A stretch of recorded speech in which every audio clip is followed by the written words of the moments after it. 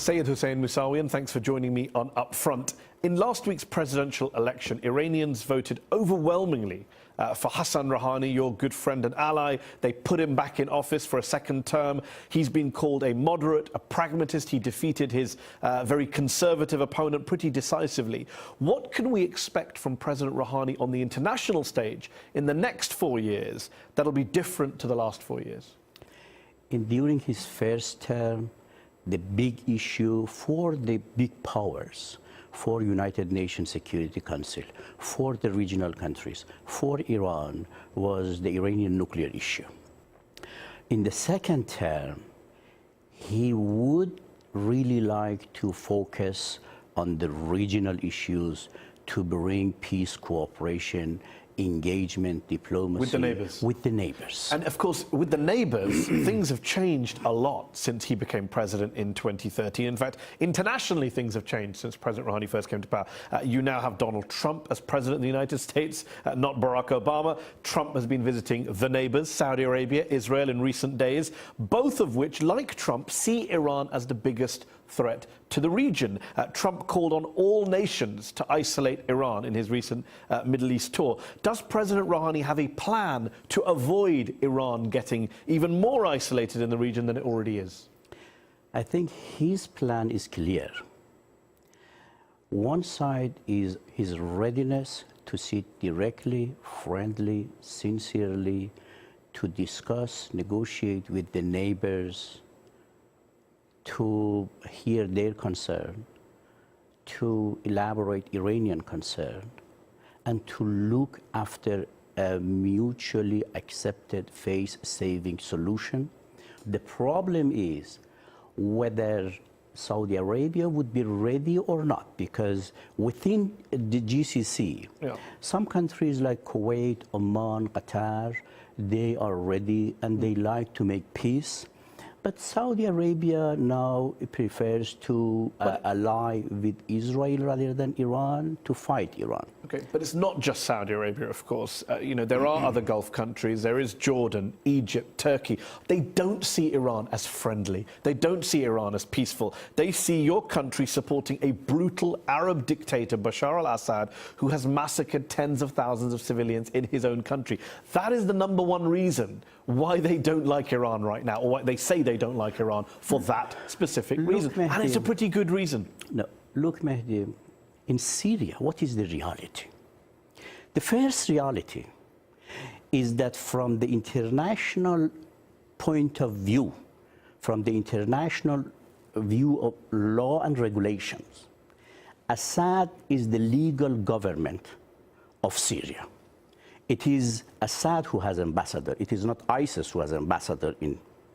Therefore, legally, based on international rules and regulations, still Assad government is the legal government of Syria. One. I'm not disputing the legal reality. Second, okay. Second, 40% of Syria is in the hand of ISIS. 20% of Syria is in the hand of Al-Qaeda. 60% of Syrian land is in the hand of terrorists. What Iran is doing,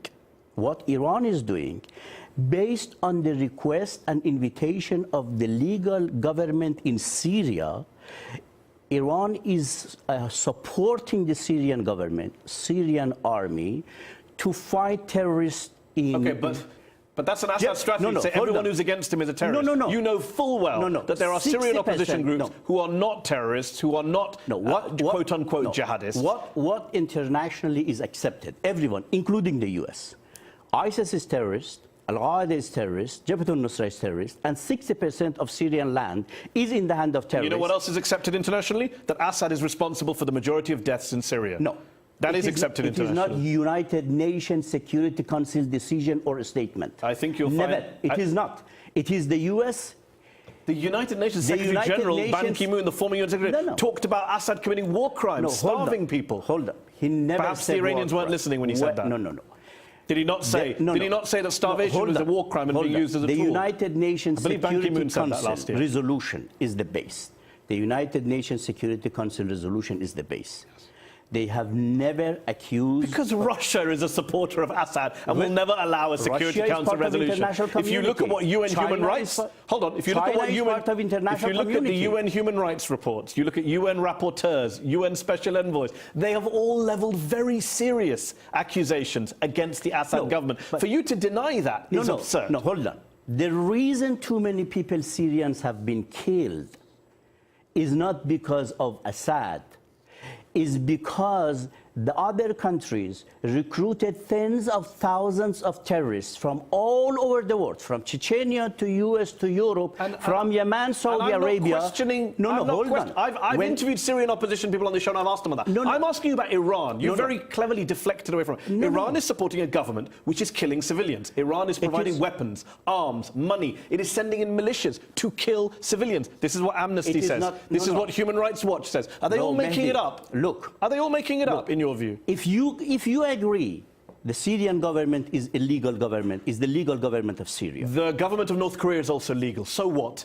We're talking about war crimes being committed against your own people. Just because you're a legal government. Can you tell me then what Saudi Arabia army is doing in Bahrain?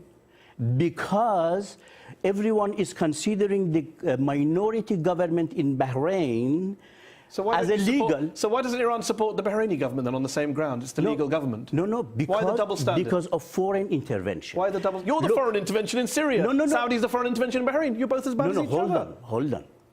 There's a clear double standard here. No, Mehdi. My point is this. Look, listen just for a minute. You agree because the government of Bahrain has invited Saudi Arabia army and police to come to Bahrain. And you support that decision, do you? Hold on. Therefore, you say this is legitimate for Saudi Arabia. It's your argument, not mine. You're saying if a legal government invites in. I mean, if you talk to anyone, they would say it is the legal government of Bahrain. So do you support the Saudi intervention in Bahrain? No, we don't. Oh, but you support the Iranian intervention in Syria? Hold on. You don't support the Saudi intervention in Bahrain, which you say is a Bahraini legal government, but you do support Iran's intervention in Syria. Do you see the double standard? No, it is not. You don't see the double standard. It's in front of your face. The double standard is this, as Mehdi. This is what you don't listen. Iran is supporting the Syrian government to fight foreign terrorists in their land. There are not foreign terrorists in Bahrain. There are not tens of thousands of foreign terrorists in Bahrain. This is a big difference. Okay. This is but it is the legal government. This is pure Bahraini nation. Okay. We're not going to agree on what's happening in terms of civilian casualty, even though pretty much every human rights group in the world says Assad is responsible for the majority of deaths. We're not going to agree on that. No, do you accept? And with respect, I'm going to take Human Rights Watch's word over yours. Do you accept how tens of thousands of civilians have been killed by terrorist groups in Syria? I don't know if it's tens of thousands. Clearly, thousands have been killed. The numbers I've seen from most of the surveys are that Assad has killed the majority of civilians. The majority of refugees are fleeing from Assad. Because the fight is between the government and the terrorist groups, civilians are the victims. Okay. Civilians are the victims, and let's come back to this question. Given so many civilians have died, given Assad has been held responsible, wrongly in your view, but in the view of many around the world, for those civilian deaths, given Iran is backing Assad to the tune of $6 billion a year, according to the UN Special Envoy, do you understand why you're so unpopular? Why President Rouhani has such an uphill battle to try and convince Arabs that he's a friendly government? Iran policy is to eradicate terrorists from Syria first. Second, to support the Syrian nation to have free election. But the others are pouring terrorists to Syria to bring a regime collapse in Syria and to put terrorists in power in Damascus. This is the real fight. You say foreign terrorists are pouring into Syria. Iran has brought foreign fighters into Syria. Hezbollah from Lebanon is not Syrian. Afghan fighters. Iran has rounded up Shia fighters from Afghanistan and sent them into Iran to fight. From as far as Afghanistan. You may say Russian troops over there, they are terrorists.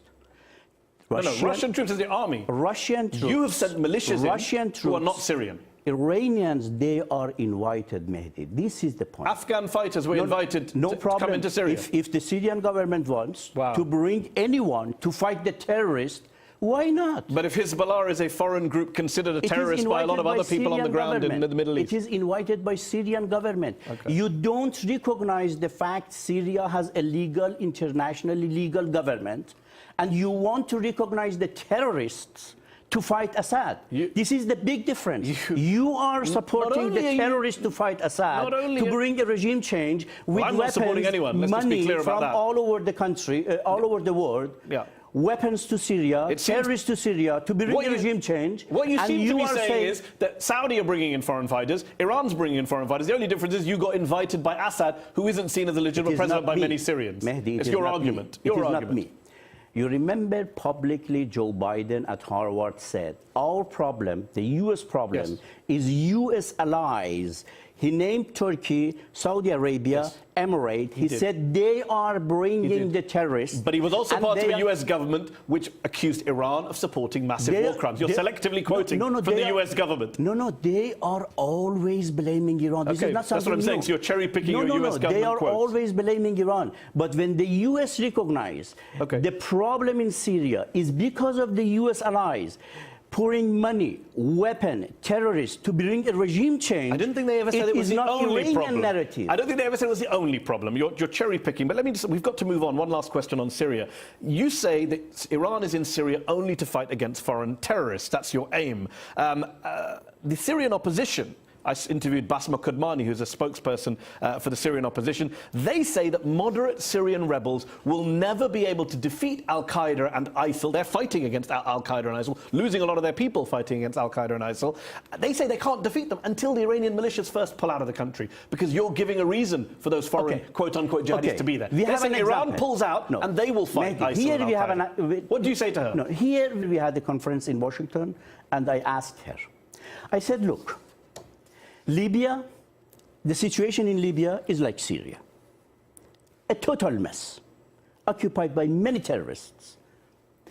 I told her, did Iran had any interference, any troop, any advisor in Libya? She said no. I said, who attacked Libya? It was the US, NATO, Saudi Arabia, GCC. Neither Russia nor Iran. They were not involved. They had no role. What is the situation of Libya today?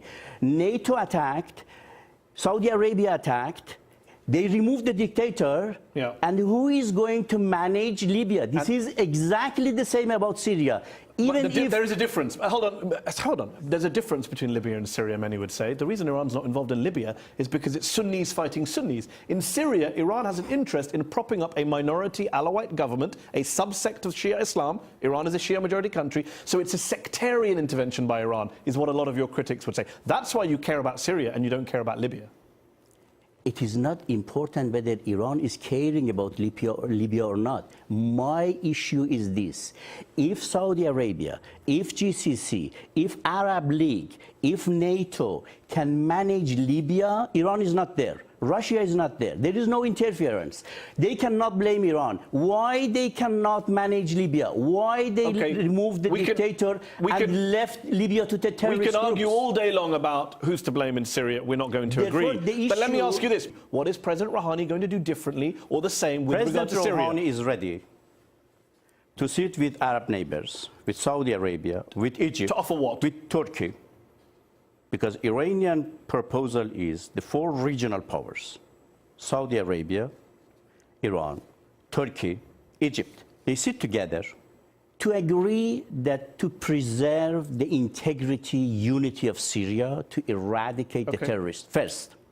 Second, to agree on a system of power sharing, Sunnis, Alawites, Kurds, Does power sharing involve Bashar al-Assad standing down at some It is not the issue. We are not talking about But would President Rouhani agree? Do you think President Rouhani would agree for Bashar al-Assad to stand down? Hold on. First of all, let's agree about the principle. Okay, but we don't have time to go through a whole detailed plan. I'm asking it is not the detailed plan. A big question. Would President Rouhani agree in the second term for Bashar al-Assad to step down?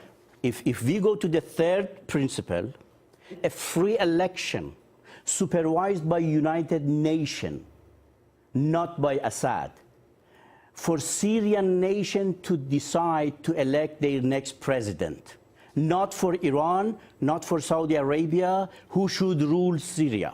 And what if Assad says no? Will President Rouhani put pressure on him, force him to the table to agree to that? The regional powers, based on these three principles, and letting the Syrian nation, not the other countries, to decide who should rule Syria, and to agree terrorists should go, and then a power sharing system.